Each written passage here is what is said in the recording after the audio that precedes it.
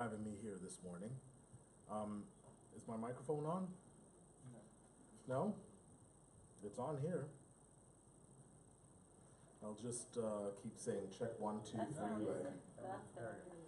Hey, there we go. There we go. So I'll get right into it. We've all been there. That moment in your life when you suddenly realize that everything is going to change. A moment you realize when the information that you found will just change your life and the lives of the people that you're working with for the foreseeable future. That moment when you realize, and we're in a tech city, so some of us have been in that moment when you realize that the product that you're working on could change the game.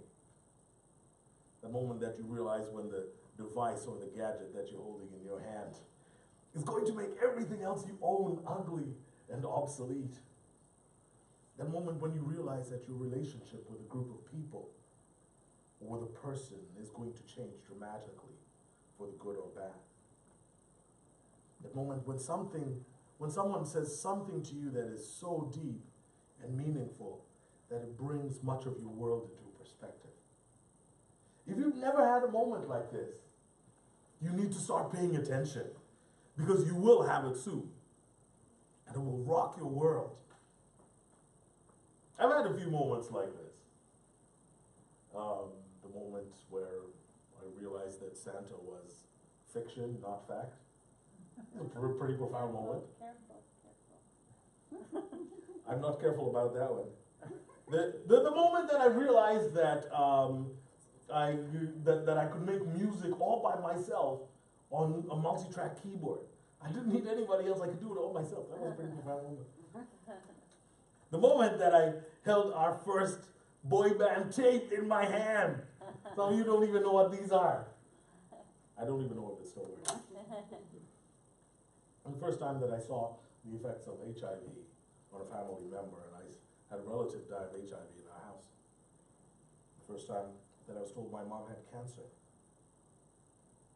The first time a true supermarket came to Kampala, which is the city I grew up in, and I got to buy a tub of ice cream for $2.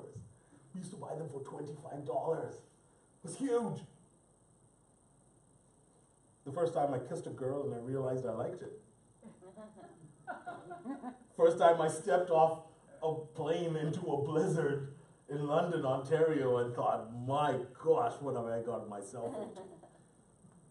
First time I used my brother-in-law's first generation iPhone. Pretty profound moment. First time my wife, who was my then girlfriend, told me that she loved me. The first time I knew that God's love for me did not depend on anything I'd done. What are those moments for you?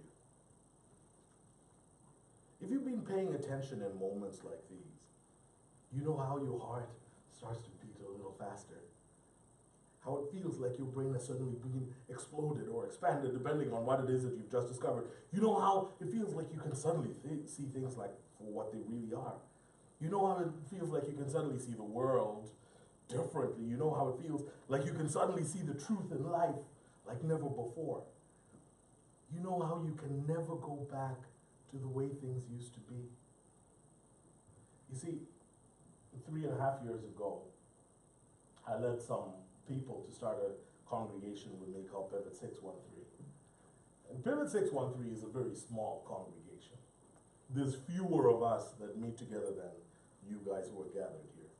But before we made the decision to start this congregation, I had a very profound moment that led me to believe that God was calling me to start a congregation. But in order to tell you about that moment, I need to take you on a thought experiment.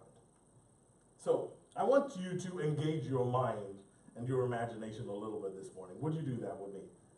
Let's talk about events. In fact, let's draw a screen, or let's draw a square on the screen and write the word event in it.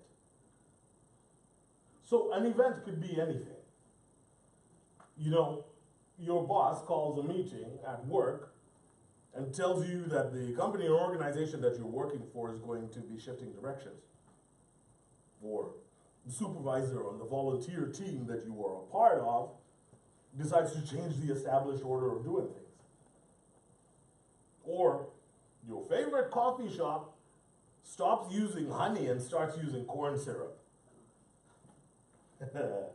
Or for those of us that are in school, you know, the seating arrangement changes and they put you next to that guy you just can't stand.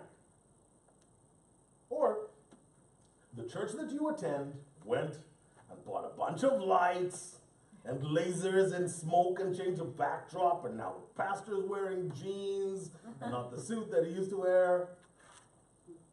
I know these things sound trivial, but they are events. But sometimes the events are a lot more serious than this. You're a parent and your teenage daughter walks up to you and says that she's pregnant. Your son walks up to you and says he's gay. Your wife sits you down and tells you that she's unhappy with the marriage and she wants to get out. The company that you are a part of announces that they're restructuring and your job is cut. The pastor you love gets suddenly fired from his job without explanation. That happened to me. The friend who you thought you knew so well does something so unexpected and hurtful that you wonder if you ever knew them in the first place. Or how about finding out that someone you love so much has a fatal diagnosis and does not have long to live? Some pretty big events. An event could be anything. And when that event happens, you are faced with a fork in the road. The fork in the road has to do with the reaction you will have to that event. Will you react with fear, trepidation, judgment, or condemnation? Or will you react with grace and mercy and love? You see, every time you choose one of these two options, you create a new reality for yourself. A reaction of fear and judgment and condemnation creates one reality, and a reaction of love and grace and mercy creates a completely different reality. Now, I want you to think about this a little bit more with me. Because the more that you choose one reaction, the more it defines your story. So if every time an event happens in your life, you choose the path of fear, or trepidation, or judgment, or condemnation, eventually your story becomes defined by these reactions. Your life becomes a painting that is dominated by these colors. And the more that your story is defined by these reactions, the more the history you write becomes one of fear and judgment and condemnation. If you make decisions in this manner, in the small things in your life, they start to manifest themselves in the big things. If your reaction at the coffee shop or to the seating arrangement or whatever, or the changing songs at your congregation is one of fear and judgment and condemnation, you will eventually start to make those decisions in the bigger events in your life.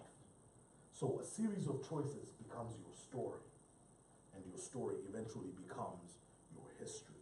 Conversely, if you choose a different reaction of grace and mercy and love, you find that your life becomes defined by a completely different story. You see, all around us in society, the really cool thing is to be negative and cynical because it's cool to be negative and cynical. But there's always a different option on the table. Instead of fighting your volunteer supervisor, you could treat the changes with love and grace and mercy. Instead of hammering the management of the artisanal coffee shop that you love for using corn syrup instead of honey, you could choose a path of graciousness. Because the more you choose one path, the more you prime yourself for one reaction or another when the bigger events in life happen. When the diagnosis finally comes in, or the job loss finally comes in, or the personal scandal, personal hurt comes in, chances are you will continue down the path that you have already started on. And you will add to your story of love or your story of fear. A series of choices, when faced with events, becomes your story. And eventually your story becomes your history. Are you with me? Mm-hmm. I guess I should go back to the beginning. Thank you all for being here this morning. What you choose becomes your story. And eventually, your story becomes your history. Think about your personal history. Is your life a series of fearful choices? Have you been kept from the best version of your future because your reaction to every event in your life is one that recoils with fear and judgment and condemnation? I mean, we always wonder how two people who've had the same opportunities in life can end up at starkly different places. And the more that I've thought about it, the more that I think that it comes down to a very simple choice between fear and love, or between grace and judgment, or between condemnation and mercy. You see, these people might even end up making the same money, but their lives can look nothing alike. In one life, you will find optimism, and you'll find creativity, and in another life, you will find darkness and despair. How do we get here? How do two people who are given the same opportunities in life, who even have the same career paths and make the same money, end up with lives that paint completely different pictures? You know, the first time that I encountered this proposition, I was sitting in a breakout session at a conference, and the person who was speaking about this was speaking about it within the context of creativity. He was saying that choosing grace and mercy and love over fear and judgment and condemnation has a very direct impact on whether or not you will be an organization that fosters creativity or not. And he was right. Because if you look at companies or organizations or churches that are doing some really cool, really innovative things and breaking ground in territory that we could never dream of, there is a completely different culture. Companies that drive innovation have a completely different vibe. A completely different vibe from those that have lost their creative spark. Churches that are fresh and growing have a completely different culture than those that are stagnant. Organizations that are changing the way we think of social enterprise and social justice have an energy about them that is different than organizations that have lost their way and meaning for existence. And sitting there, I started to realize something very serious. This whole grace and mercy and love thing was so much bigger than simply growing creativity within an organization. I started to understand how families would be changed if grace and love was the rule instead of fear and condemnation. I started to understand how communities could uproot racism and racial tension if love and mercy was the rule instead of fear and condemnation. I started to see how churches could move from being seen as a collection of judgmental people to a movement of astonishing grace. And you know the craziest thing? This is not a revolutionary idea. We've had this idea in the church all along. It's right there in the Bible. It's the foundation of everything about Jesus. Grace and mercy and love. And as I realized how potent these three words were, I started to think, what would a church that had these three words at its core really look like? I've been in church my whole life. My whole life. I'm a pastor's kid. I've been in church my whole life. And I've seen how, yes, the church can be a vehicle for so much good, but I've also seen how the church can be trapped in a loop of fear and judgment and condemnation. So this idea of a congregation that was birthed and sustained by these three words, grace and mercy and love, it possessed me. How would the lives of people be changed if we made grace the rule? How would marriages be changed? How would families be changed? How would communities be changed? How would jobs be changed? How would organizations led by people who choose love first be changed? I mean, take this thing as far as you want. And every single time, if you really think about it, it'll blow your mind. And that's when I looked around, and like a giant cosmic finger, no! God was pointing at me and saying, I want you to gather a group of people and try and make this happen. And for the first time, my reaction to church planting wasn't fear, but it was love. So the spark of this thing, called Pivot 613, that's the name of the church plant that I've led for the past 3.5 years, started with this very simple proposition. What if we choose love instead of fear when faced with any event in life? What if we choose grace instead of judgment? What if we choose mercy instead of condemnation? I mean, we are all familiar with our stories and our histories of judgment.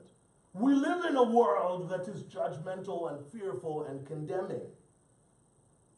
Do we even know what a different story would look like? My bet is that it is more awesome than any of us can imagine. And it is that desire, that place of imagination, that served as a spark. It's this very proposition that keeps us going against all odds. Because I won't lie, church planting is tough business.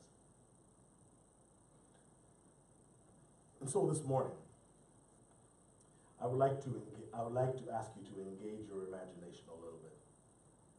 And let's do this.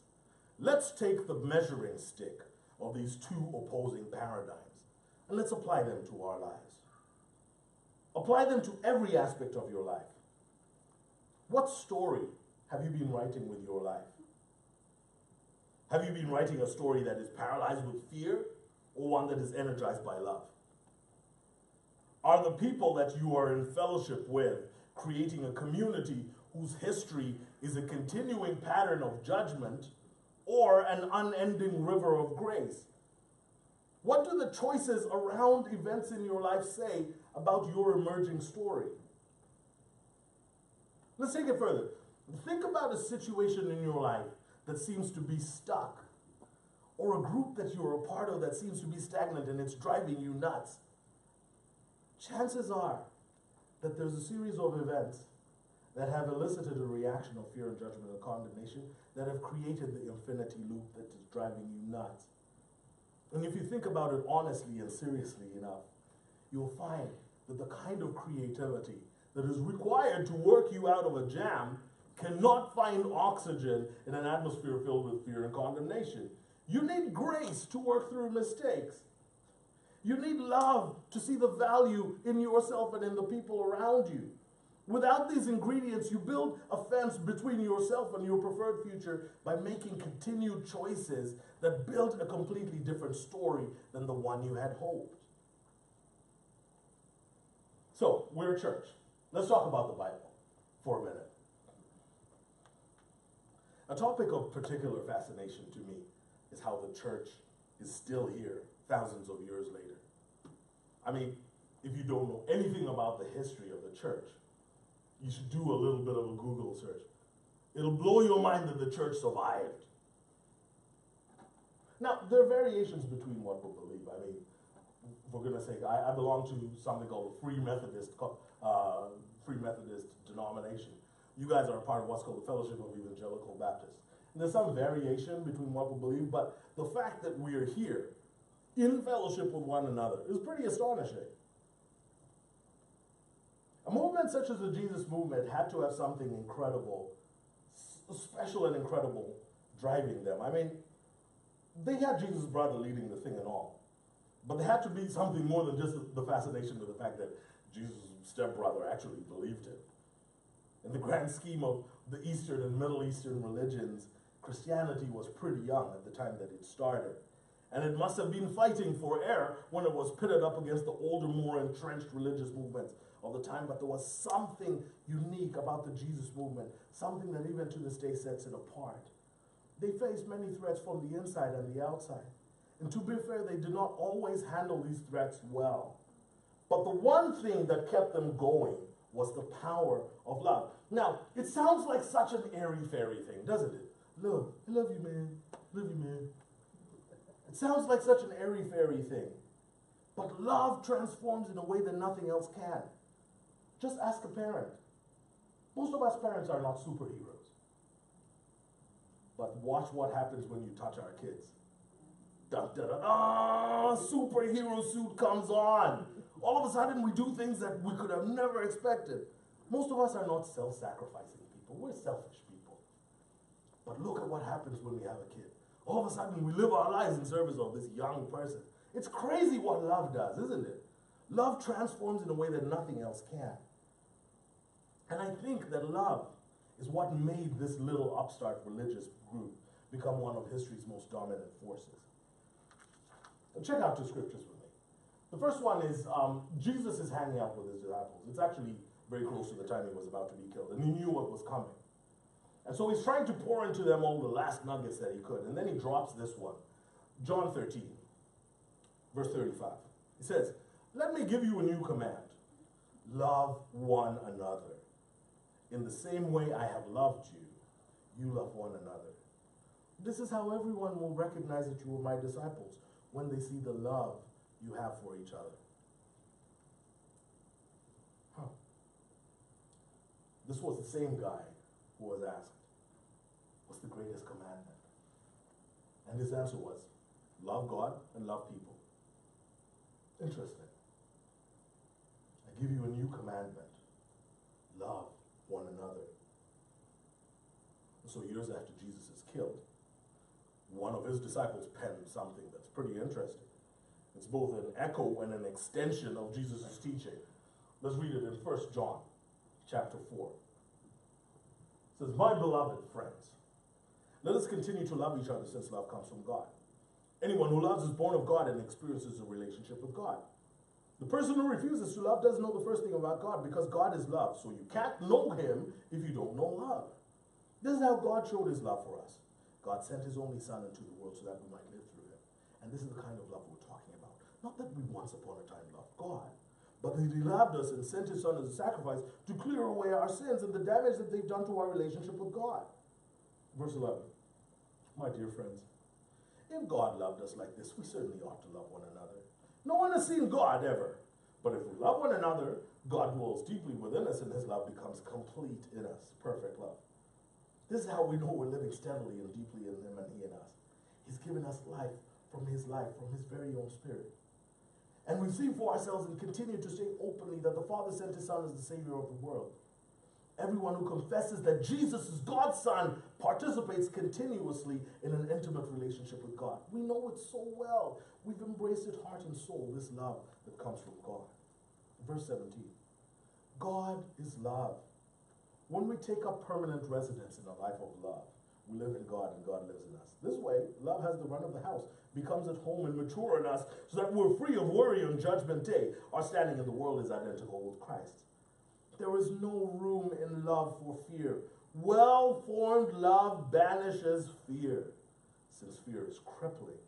A fearful life, fear of death, fear of judgment, is not one yet fully formed in love." Did you see it?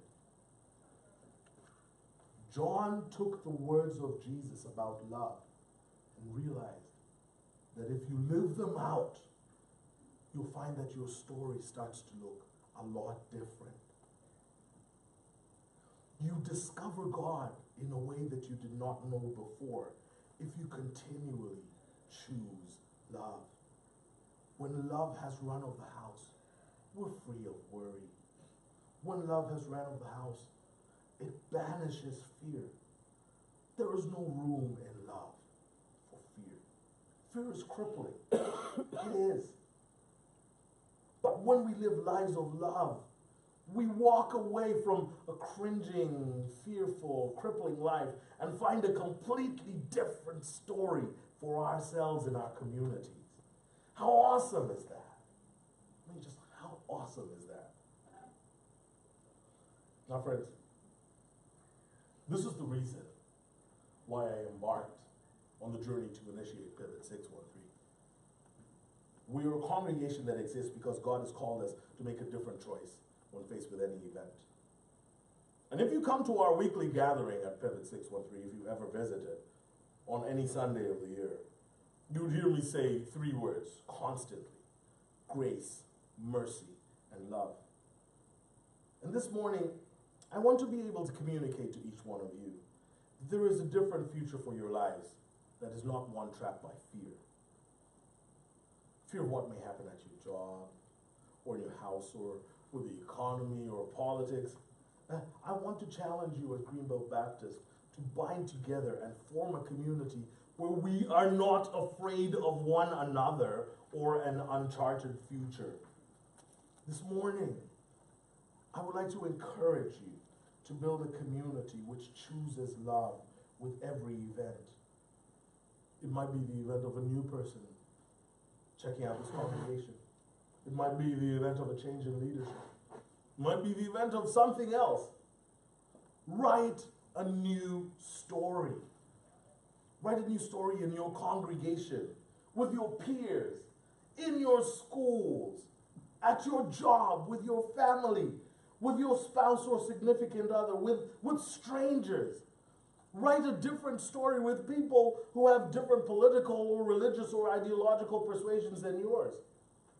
If you're in a majority group, write a new story with minorities. If you're in a minority group, write a new story with people in the majority group. Write a story of love instead of fear.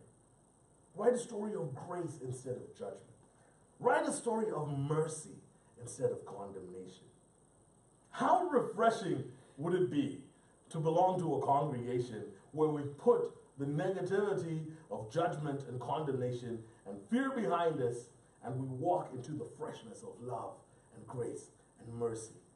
This freshness can be your reality. It can be your new story. It can be the legacy of this congregation, should you choose it. There is no room in love for fear. You no longer have to face the events of your life through the prism of fear. You no longer have to associate with people through parameters of judgment and condemnation and fear.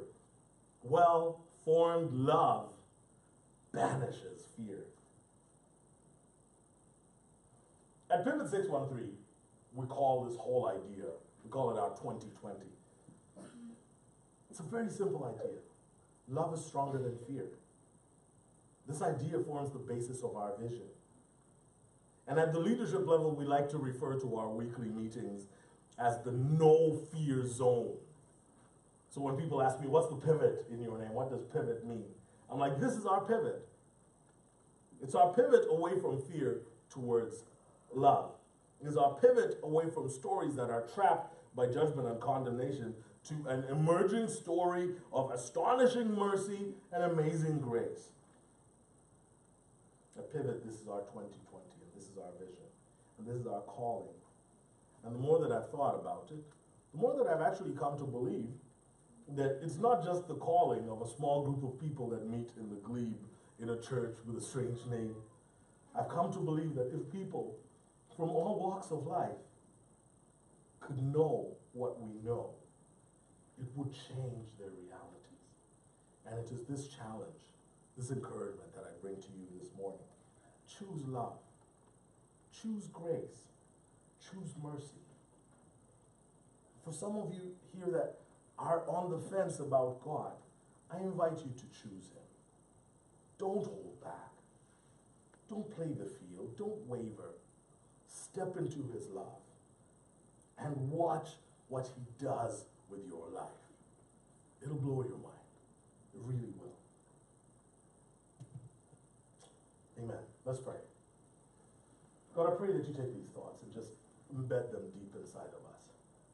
That we no longer have to live lives trapped by the infinity loop of fear. That we can find brand new, startlingly different realities if we embrace your grace and your mercy and your love. Amen. Something that I do at our little congregation is that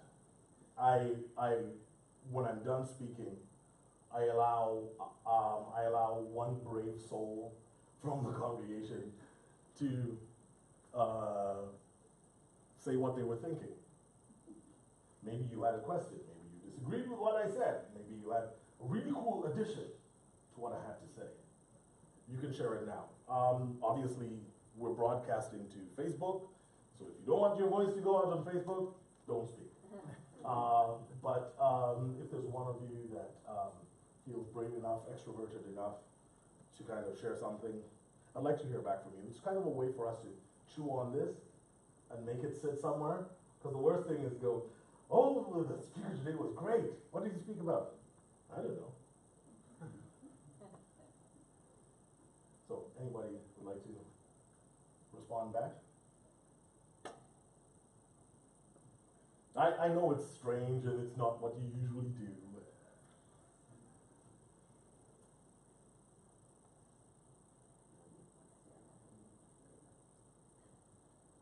Okay.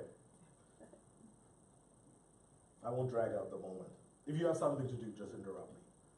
But I'd like to share a story of something that happened here at this congregation. So, as Kevin said though, I worked here at Greenbelt for a season from 2003 to 2007. During my time here, there was a season where I made some really terrible errors of judgment. And I sinned in such a way that it would possibly disqualify me from being in leadership. And it came out at the leadership level, and I had a chat about it with our pastor then, Dan Bates, and we brought it to the elders. And I told them everything. They asked me a bunch of questions. And when it was done, I said to them, like, I really understand what I've done. I understand the gravity of what I've done. And I understand that in most circumstances, when someone does what I've done, it disqualifies them from leadership. So I will be okay with you asking me to step down or firing me or whatever. And I went to my office, and 5 minutes later, they called me back into the room. And they did something that completely astonished me. They started to confess their sins to me. And it blew my mind that these men, in this moment, where they would have been completely within their purview to say, pack up your things and leave, and we will tell the congregation about it on Sunday why you were not here. They flipped the script, and they did something that completely astonished me. They showed me grace. Now, to most people in that situation, from an outsider looking in, the fact that the hammer did not come, the fact that the slap did not come, they would claim that your elders were accepting my sin. But they were not. They were showing me grace. There's a difference between grace and acceptance. Because grace puts you back on path. When you stumble, it's like, no, get up. You can do better than this. I believe that you can. Get up. Wipe yourself off. This is not your story. God has something different for you. And that's what these men were doing for me when they confessed their sins to me. Because they, in that moment, instead of showing judgment, gave me an opportunity to show grace to them as well. It was this really amazing God moment. It was so powerful, it profoundly impacted my life, to the point that I have become a little bit fanatical about this grace thing. Because the question has to be asked, how far does it go? How far can we take this? How far can we take this love? This example of Christ's love, of sacrificial love, of love that cost us something. Not the, I love you, man, I love you, man. No, not that love. The love that says, while you were still sinners, while you didn't even know that you needed saving, I'll take your place. I'll die for you. I'll pay the price. While you're bankrupt, and because some of us have faced these financial situations, and you wish that someone could step in and just write you a check. That's what Christ does. We're too bankrupt to pay the price for our own sins. And he writes a check, paid in full. That's what Christ does. I've become a little bit fanatical about this. And it has made me a champion. Unexpectedly, I did not expect that this would happen. But it's made me a champion for social justice issues. in a way that I never thought. It's made me speak about social justice issues in a way that I never thought. Because that is an area in which we, collectively as a society, tend to stumble. It is. It is. When we're faced with others, we usually react with fear, or with judgment, or with condemnation. We have to ask ourselves, what is the new story that Christ is asking us to write? I know that at this congregation, because I have this conversation a lot with your pastor, I know that he has this conversation with you, about the fact that there is something that we need to write as the church in Canada, a new history. We need to turn the tide. There's something that we need to do. And I think that the distinguishing characteristic, I think the thing that will really help us turn the tide in Canada as followers of Christ is if we walk in the full extent of his grace and mercy and love.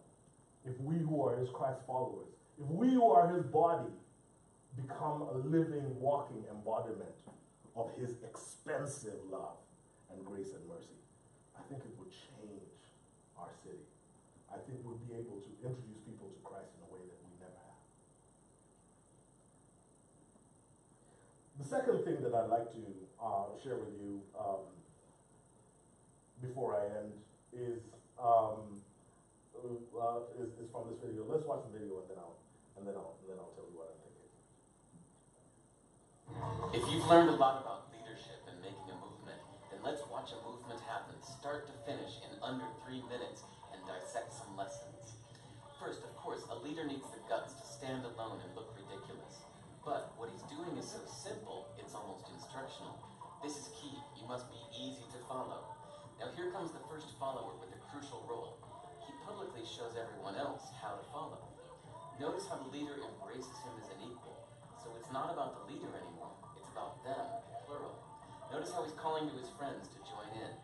So it takes guts to be a first follower. You stand out and you brave ridicule yourself. Being a first follower is an underappreciated form of leadership. The first follower transforms a lone nut into a leader. If the leader is the flint, the first follower is the spark that really makes the fire. Now here's the second follower. This is a turning point. It's proof the first has done well. Now it's not a lone nut and it's not two nuts. 3 is a crowd and a crowd is news. A movement must be public. Make sure outsiders see more than just the leader.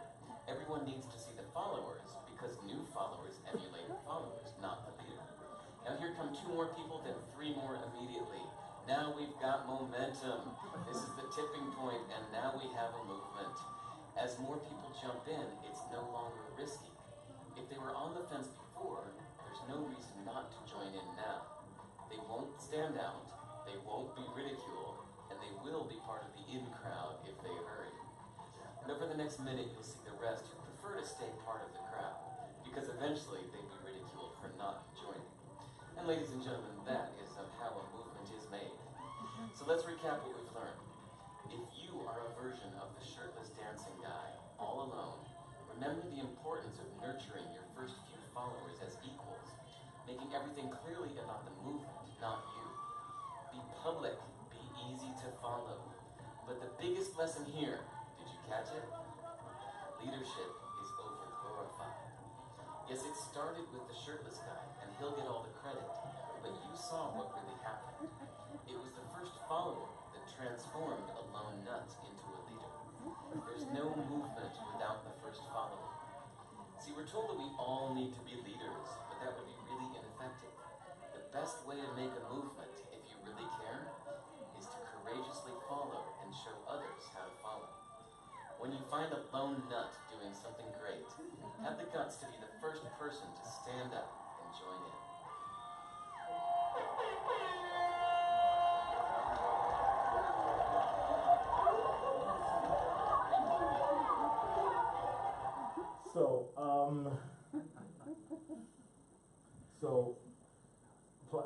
Planting a church is really interesting because very early on, I felt like that guy with no shirt. Love, grace, mercy, woo! Aren't you, there are limits to grace. Aren't you accepting sin? Blah, blah, blah. We're not going to be a part of it. No, no, no. And eventually some people bought into the craziness for a minute and came and joined me. Earlier on, I said that church planting is tough business. And I shared this with Kevin. And I told him that I need some people, like number 2 and number 3, number 4, number 5 in the video, to come alongside me for a season and dance. Be nuts with me. And take this grace and mercy and love thing and see what happens with it. It's not for everyone, I won't lie. It's tough work, and it's a lot of hands and feet work. You know, if you belong to an established congregation like Greenbelt, you kind of have your thing that you give a little bit and maybe a midweek thing to the church, and then that's it. But a church planting thing, it's like, it's all hands on deck. It's like we're in a military submarine. It's like all the time we're working. But the really cool thing is that I believe that God has gifted Pivot 613 with an opportunity to touch people that other congregations would not. Our format is different. The guy who leads it kind of looks weird and is different. He's a little eclectic mix and all of these things. But I think that because of that, we have an opportunity to write a really interesting story right here in Canada's capital for Christ. And so Kevin gave me permission to put it before the congregation to say, hey, if there's one of you or 2 of you or however many that would like to come and for a season get on the field and let's dance together. Let's see what happens. I would love to have a conversation with you. I'd love to be able to sit with you and tell you again how simple it is, but also infuse in you that idealism that drives me. Now, I won't lie, I'm a demanding leader. If you've ever worked with me, you know this. I'm kind of intense. It came out today.